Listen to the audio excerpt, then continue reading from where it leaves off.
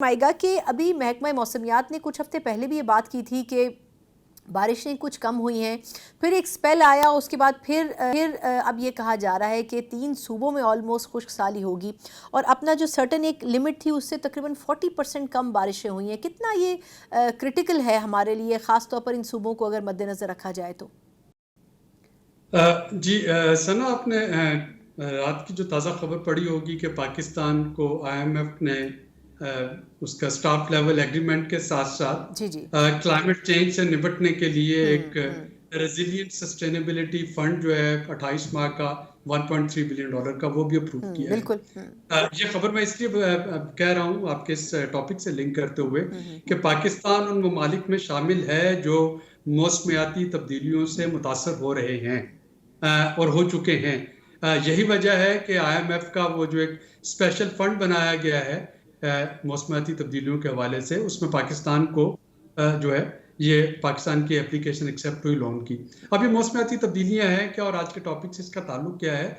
मौसमियाती तब्दीलियां जो है वो ये आ रही हैं, क्लाइमेट चेंज, कि या ये टेम्परेचर है और पानी है, या टेम्परेचर बहुत ज़्यादा बढ़ जाएगा या बहुत कम हो जाएगा, या पानी इतना होगा कि वो बहा के ले जाए सैलाब की शक्ल में, या पानी बिल्कुल नहीं होगा।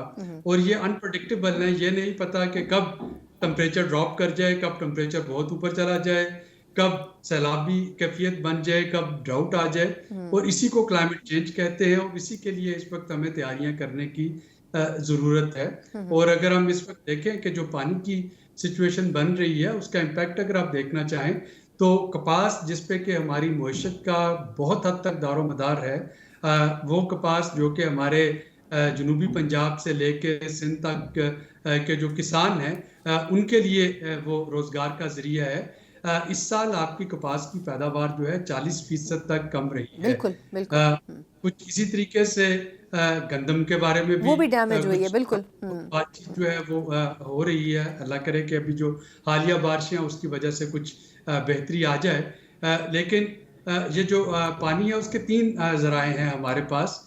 एक तो वो है जो कि रन ऑफ द रिवर, जो ग्लेशियर मेल्टिंग से और जो सैलाबी पानी आपाशी नहरी निज़ाम के ज़रिए मिलता है।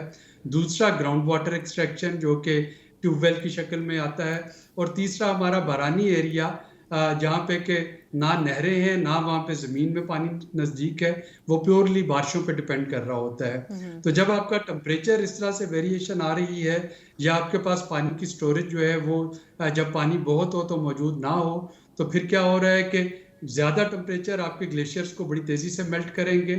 उन ग्लेशियर मेल्टिंग की वजह से चंद सालों के लिए आपके पास पानी की बेतहाशा जो है फरावानी होगी और उसके बाद फिर खुश्क साली शुरू हो जाएगी, क्योंकि सोर्स जो है ग्लेशियर वो कम होते चले जा रहे होंगे।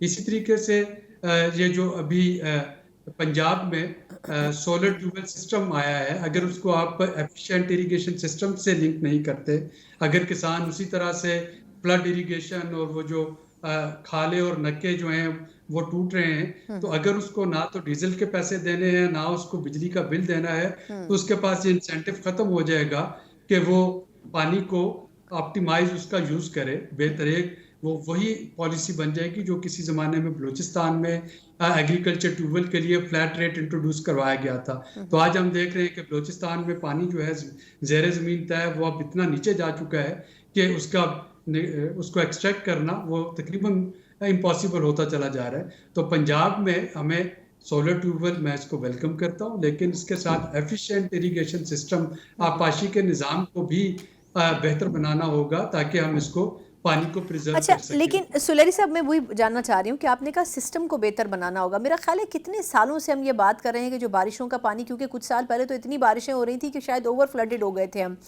अब ये कैसे मैनेज होगा कि हम किस तरह रेजरवायर्स बनाएं, हम किस तरीके से उस पानी को जो वेस्ट हो रहा होता है, समंदरों में चला जाता है, उसको हम मैनेज कर सकें? क्योंकि बलूचिस्तान और सिंध में तो कई जगह ऐसी हैं जहाँ पर पानी होता ही नहीं है। तो हम इसके ऊपर काम क्यों नहीं कर रहे हैं कि वो जो पानी अल्लाह हमें दे रहा है उसको तो कम से कम हम सेव कर लें?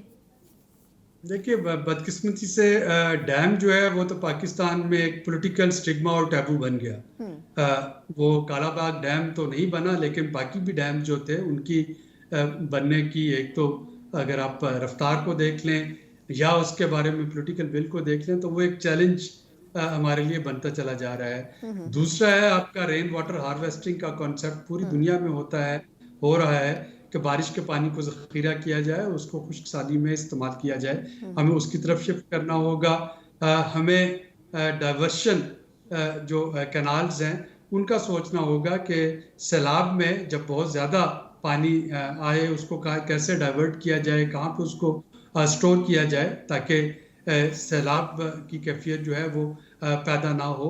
और तीसरा हमें अपने जो पानी का ओवरऑल इस्तेमाल है ना, अभी भी आप देखिए कि एक तरफ यहाँ पे मिलियंस की तादाद में ऐसे अफराद हैं जिनको के पीने की पानी तक, साफ की बात नहीं कर रहा, पीने के पानी तक रसाई नहीं है। दूसरी तरफ आप देख लें जितने हमारे पॉश एरियाज हैं, गाड़ियां भी उसी साफ पानी से धुल रही हैं, सारे लॉन बिल्कुल। भी शराब हो रहे हैं, फर्श भी उसी से धुल रहे हैं। रिसाइकलिंग का भी कोई सिस्टम नहीं है इस्तेमाल हुए हुए पानी का, बिल्कुल दुरुस्त कह रहे हैं। हमें पानी को कंजर्व करना होगा। हाँ। अगर अपने घर से शुरू करें, टूथब्रश करते हुए जितनी देर आप पानी का नलका खुला रखते हैं, अगर उसके नीचे कोई बर्तन रख दें तो एक एवरेज ब्रश करते हुए 3 से 4 लीटर पानी जो है वो हम ड्रेन में बहा चुके होते हैं और ये साफ पानी होता है।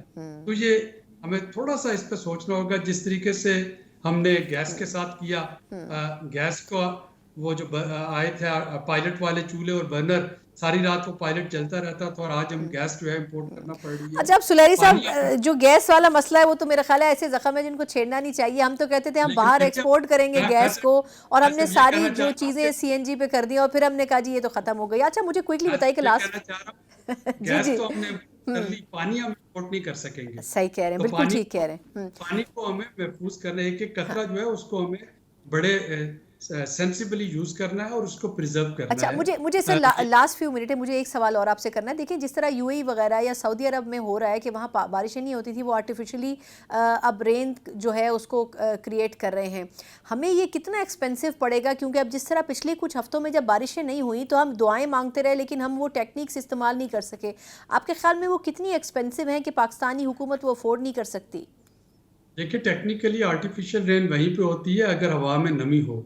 यूएई वगैरह में चूंकि साथ में समंदर है, उसकी नमी का कुछ ना कुछ कंपोनेंट होता है, उसको आप कंसोलिडेट करके बादल बना सकते हैं, वो बादल भर सकते हैं।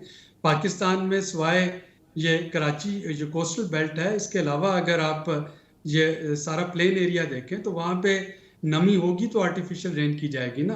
अगर हवा में नमी ही नहीं है, बिल्कुल खुश्क है, तो वहाँ पे नमी कहाँ से आएगी कि उन बादलों को कंसोलिडेट किया जा सके और उससे बारिश हो सके। तो ये टेक्निकल चैलेंज के अलावा मेट्रोलॉजिकल चैलेंज भी है हमारे पास आर्टिफिशियल रेन के लिए, कि ये तभी मुमकिन होती है अगर हवा में कुछ नमी हो। बिल्कुल सही, बहुत बहुत शुक्रिया सर आपकी